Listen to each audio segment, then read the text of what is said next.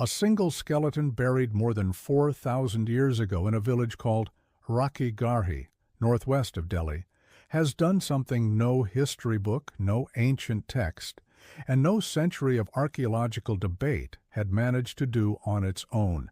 It settled with actual physical evidence, one of the most argued over questions in the history of South Asia. Who actually built the Indus Valley Civilization? And where did the ancestors of more than 1 billion people living across the Indian subcontinent today actually come from? The answer that came out of that single genome wasn't simple, and it wasn't the answer either side of a century-long argument was fully expecting. For most of the 20th century, the story of Indian origins got told in a fairly straightforward, if increasingly contested, way. Sometime around 3,500 years ago, the theory went, a wave of people speaking an early Indo-European language arrived in the Indian subcontinent from the northwest, bringing Sanskrit, Vedic religious traditions, and in some more extreme colonial-era versions of the theory, an assumed racial superiority over the people already living there. That version, sometimes called the Aryan invasion theory, was shaped heavily by 19th century European scholarship, and it carried real political baggage from the start, since it was often used to draw comparisons between a supposed ancient Aryan race and contemporary European colonizers, a framing modern historians and geneticists alike have thoroughly rejected as scientifically unsupported and politically motivated. In the decades since, the theory evolved into something more modest and better supported, usually called Indo-Aryan migration rather than invasion, describing a gradual movement of people and language rather than a single military conquest. But the basic question underneath both versions stayed unresolved for a very long time. Did any population actually move into South Asia from Central Asia during this period at all? Or was this entire framework built on outdated assumptions with no real genetic backing? Answering that question properly required something researchers didn't have access to for a very long time: actual ancient DNA recovered directly from skeletons old enough to predate any possible steppe migration, compared against DNA recovered from skeletons young enough to post-date it. South Asia's climate made that extraordinarily difficult.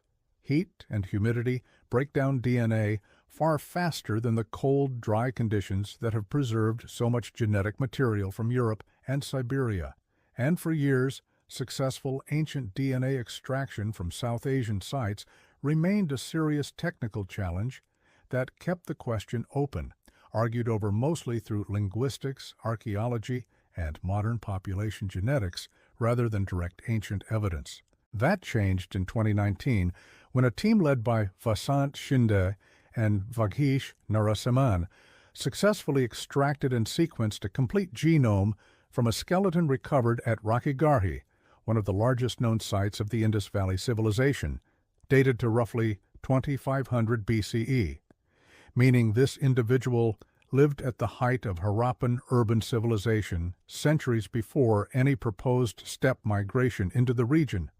The skeleton itself, a female individual designated RGR-H1 by researchers, had first been recovered during renewed excavations at the site starting in 2015, conducted jointly by the Archaeological Survey of India and Deccan College.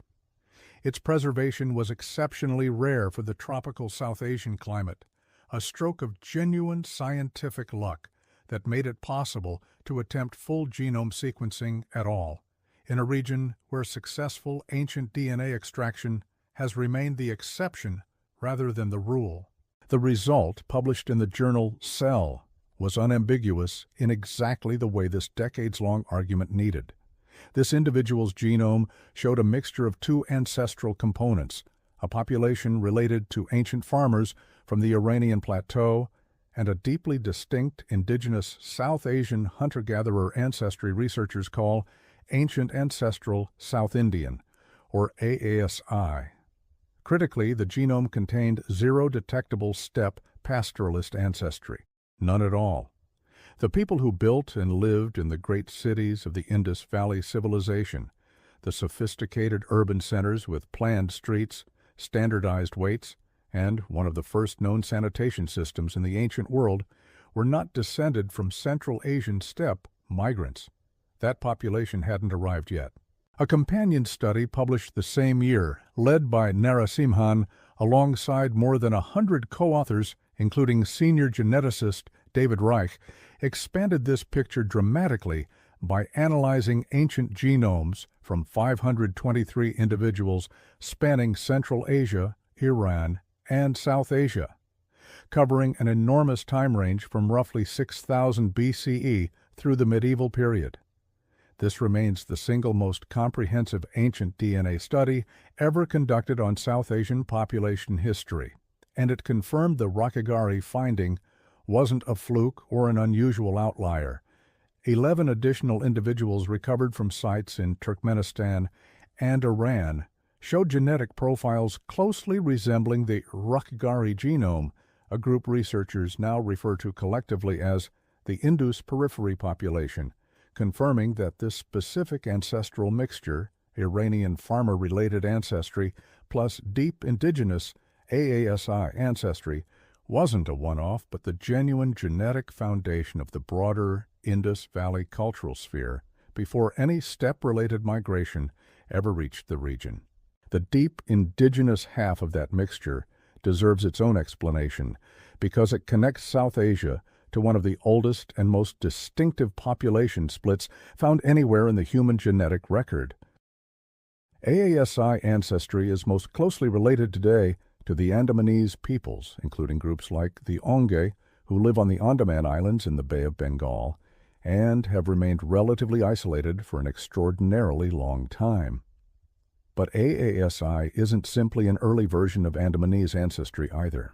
Genetic analysis shows the split between AASI-related populations on the mainland and the ancestors of the Andamanese happened a very long time ago, deep enough that researchers describe it as comparable in scale to some of the earliest population divergences documented anywhere in Asia.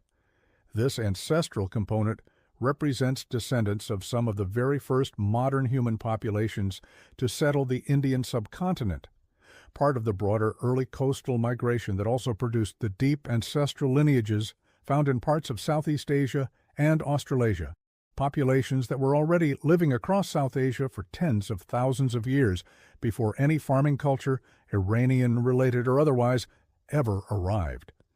Researchers studying this specific ancestral component have described it as one of the deepest, least diluted branches of the broader out-of-Africa migration still detectable anywhere in a mainland South Asian population, distinct from the ancestry found in most of the rest of Eurasia in ways that reflect just how early this particular branch split away from other populations moving along that same early coastal migration route. It's a genuinely old genetic signature, and its persistence today, still measurably present in populations across the subcontinent thousands of generations later, is itself a small testament to how gradual and additive most of this population history actually was, rather than a story of repeated, total replacement. The Iranian-related component tells its own separate, equally significant story. Genetic analysis shows this ancestry split off from the broader population of the Iranian plateau more than 12,000 years ago, meaning it isn't simply the genetic signature of a later farming migration arriving directly from Iran during the Bronze Age. It represents a much older, independently diverging branch that had already been present in or near the northwestern edge of the Indian subcontinent for thousands of years before the Indus Valley cities were ever built. Researchers have also found, somewhat unexpectedly, that populations connected to the Fertile Crescent, the broader region associated with the earliest civilizations of the ancient Near East, including Mesopotamia and the earliest agricultural societies of the region, contributed little to no ancestry to later South Asian populations, despite the geographic proximity and despite older assumptions that farming itself might have spread into South Asia directly from that specific direction. So by roughly 2500 BCE, The picture is genuinely clear and well supported by multiple independent lines of genetic evidence. The population responsible for building the Indus Valley Civilization was a blend of ancient Iranian-related ancestry and deep indigenous AASI ancestry, with no meaningful steppe pastoralist component at all. That's the starting point. What happened next is where the genuinely significant part of this story begins. The Narasimhan study identified a clear sequential pattern in the genetic data, one that shows up consistently enough across enough individuals that researchers describe it as a series of distinct genetic clines, meaning gradients of ancestry proportion that shift in a consistent direction over time rather than a single uniform population.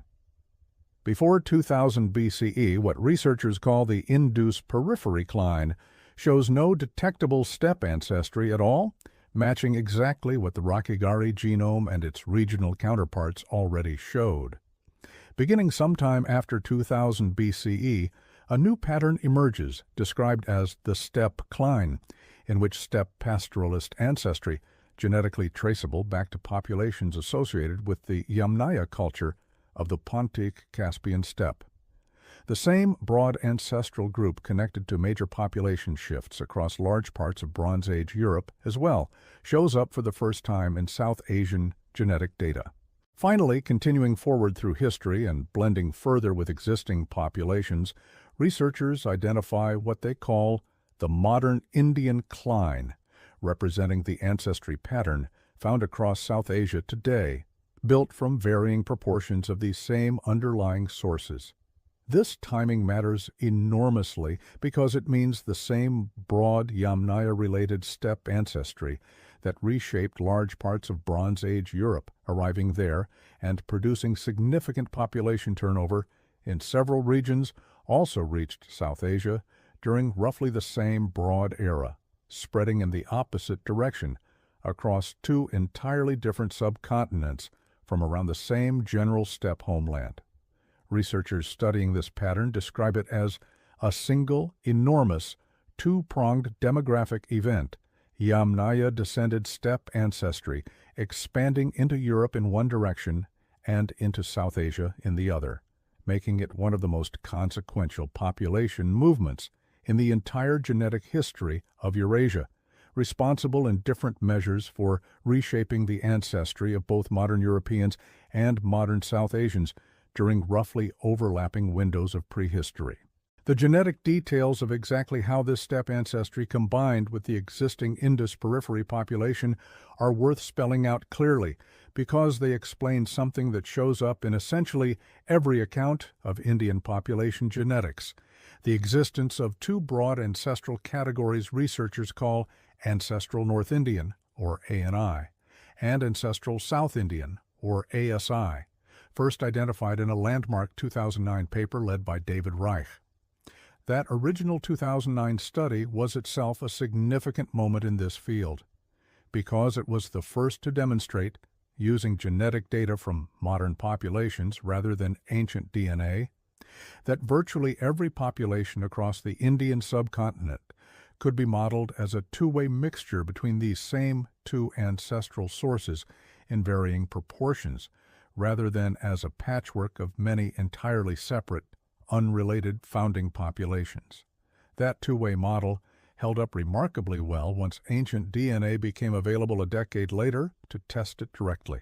Modern research building on that original framework has found that the ASI population arose as Indus periphery. Cline people mixed further with the deep AASI populations already present further south and east, with the Indus periphery contribution to ASI estimated at a minimum of roughly 55%. The ANI population, meanwhile, arose as Indus periphery cline people, mixed instead with the newly arriving steppe pastoralist populations, with Indus periphery ancestry contributing a minimum of roughly 70% to that specific mixture. In both cases, that older Indus periphery population, itself already a blend of ancient Iranian-related and AASI ancestry, sits at the genetic root of both major ancestral streams that eventually combined in varying proportions across different regions and communities to produce the ancestry of virtually every South Asian population alive today. It's worth noting that researchers have not yet recovered ancient DNA directly from individuals who would represent pure, unmixed ANI or ASI populations themselves. Both categories are, at this point, statistically inferred from patterns in modern genetic data, calibrated against the ancient genomes that are available, rather than directly observed in an ancient skeleton the way the Indus periphery ancestry was. That's an important, honest caveat researchers themselves are careful to include, since it means the specific percentages involved carry a degree of statistical uncertainty, even though the broad two-source framework itself is well supported by multiple independent lines of evidence. That detail deserves emphasis because it directly undercuts one of the more simplistic popular readings of this whole story. Neither ANI nor ASI represents a pure or single-source population arriving fully formed from somewhere else. Both are themselves blends built from the same older Indus periphery foundation combined with different additional ancestral inputs, ASI-related ancestry pushing the mixture toward ASI, steppe-related ancestry pushing it toward ANI. Modern Indian populations across virtually every region and community researchers have studied represent further mixture between these two already blended ancestral streams, in proportions that vary considerably from group to group and region to region, producing exactly the kind of graded genetic diversity found across the subcontinent today, rather than a small number of sharply distinct unmixed populations. This is also where the research touches on a genuinely sensitive social dimension, one that researchers have documented carefully and that deserves honest, factual treatment rather than either overstatement or avoidance. Genetic studies looking at the distribution of steppe-related ancestry across different present-day social groups in India have found a measurable correlation between the proportion of steppe ancestry an individual carries and their position within the traditional caste hierarchy, with groups historically positioned higher in that hierarchy tending to show, on average, somewhat higher proportions of steppe-related ancestry than groups positioned lower in it.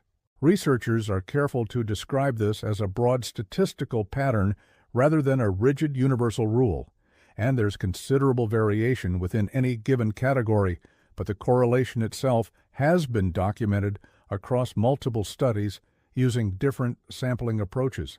This is a genuinely contested and sensitive area of research and public discussion in India specifically, tied up with broader, long-running debates about caste, history, and identity that go well beyond what the genetic data on its own can settle, and different communities and scholars continue to interpret the social and political significance of this finding in different ways. What the genetic evidence itself establishes is comparatively narrow and specific. A measurable ancestry gradient exists, correlated with caste position, consistent with a complex history of migration and social stratification, playing out over thousands of years, and reasonable good faith disagreement continues about exactly what that means for understanding caste's origins and history more broadly.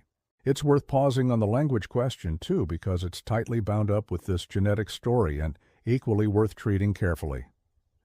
The arrival of steppe-related ancestry in South Asia after 2000 BCE lines up chronologically with the period linguists generally associate with the introduction of early Indo-Aryan languages into the subcontinent, the language family that eventually produced Sanskrit and, much later, most of the major languages spoken across northern India today. Genetics on its own cannot directly prove which specific language a population spoke, since language and ancestry don't always move together in a simple, one-to-one way.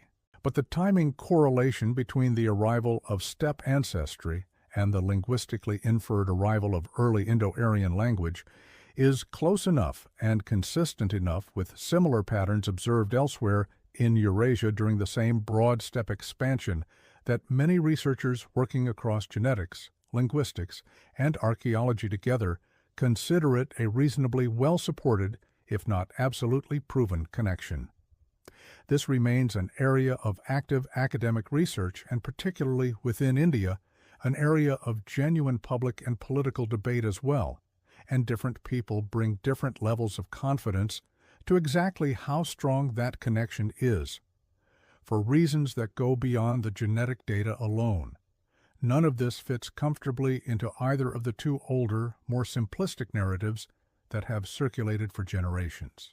Both extremes of the old argument turn out to be wrong in specific, demonstrable ways, and the actual genetic picture sits in a more complicated, more gradual middle ground that fits neither a conquest narrative nor a no migration ever happened narrative particularly well.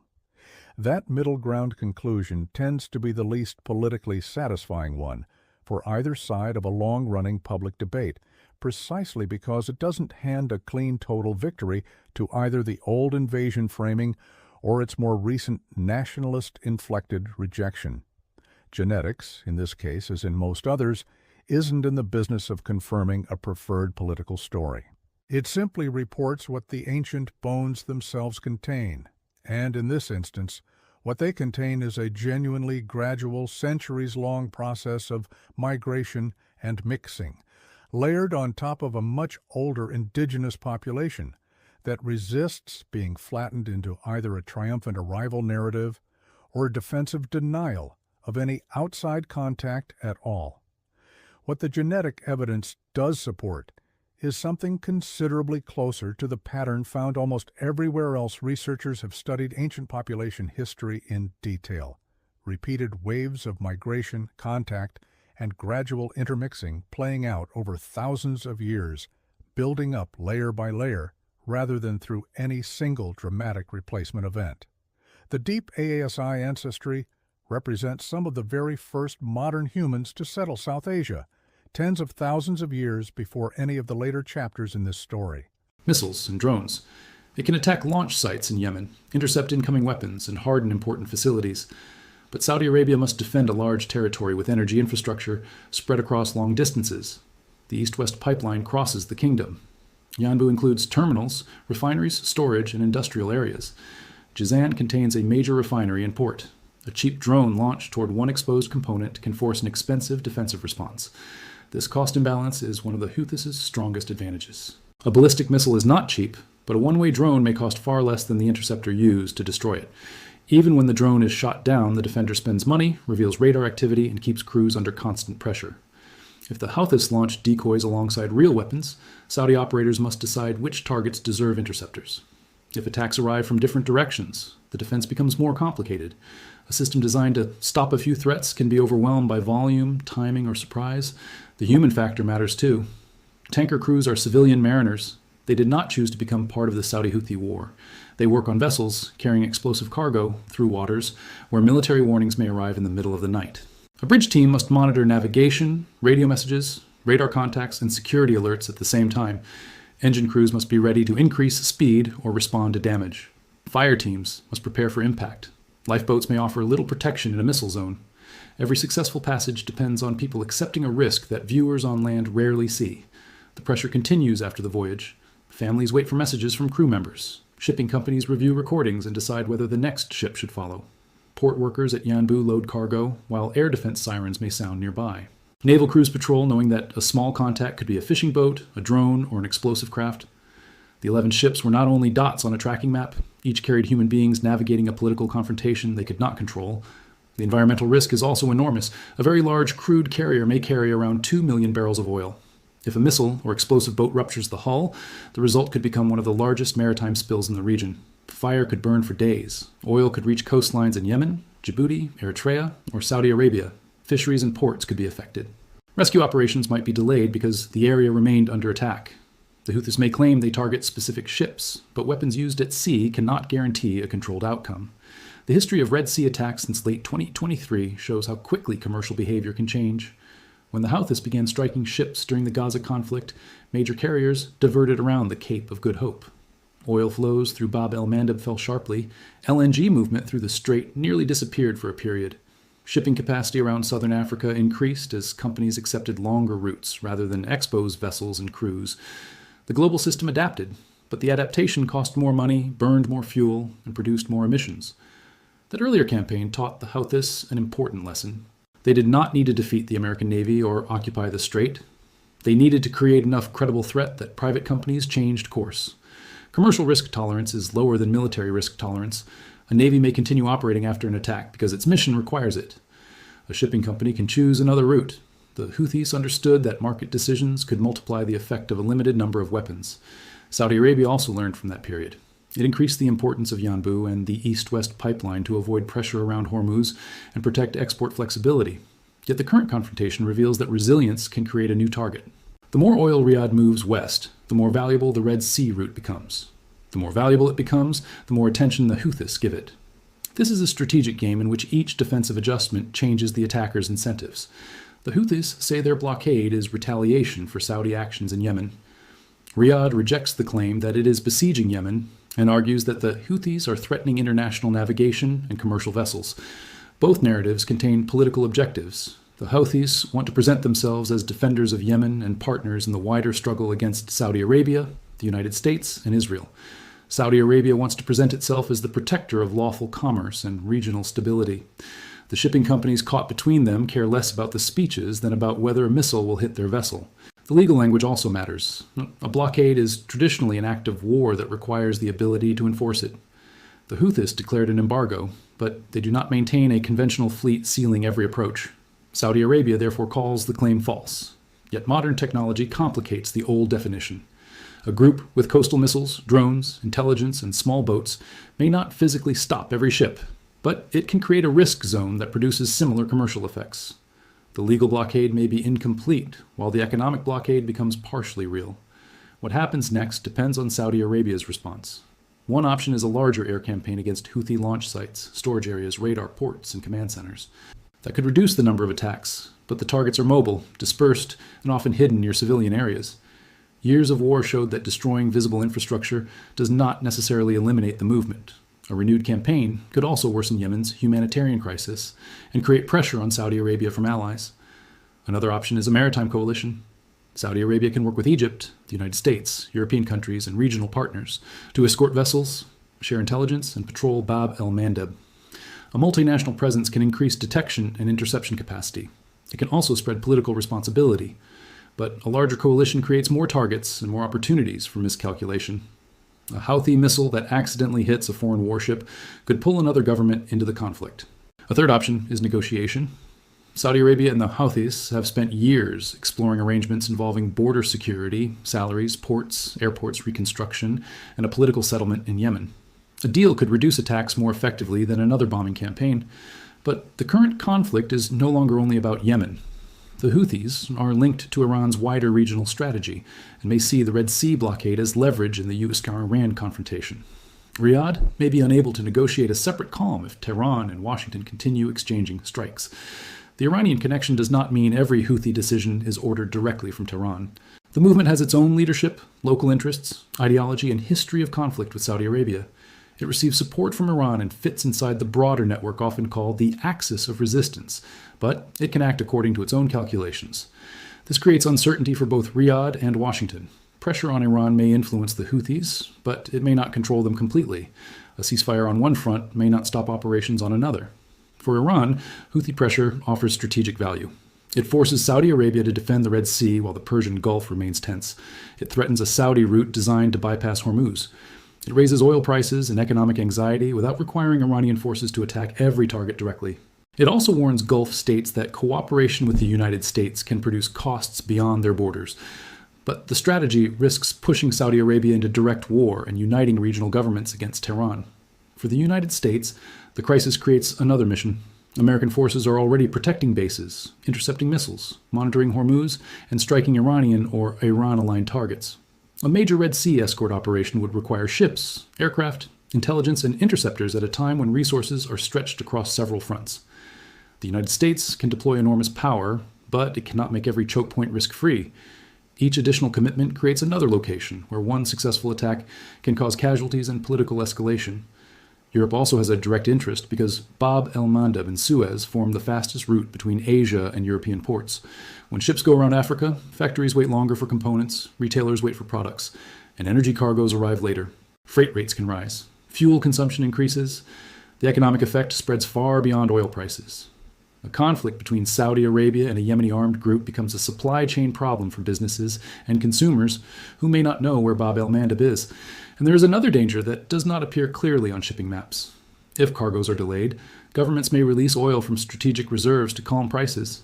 That can protect markets for a time, but reserves are limited and were created for emergencies.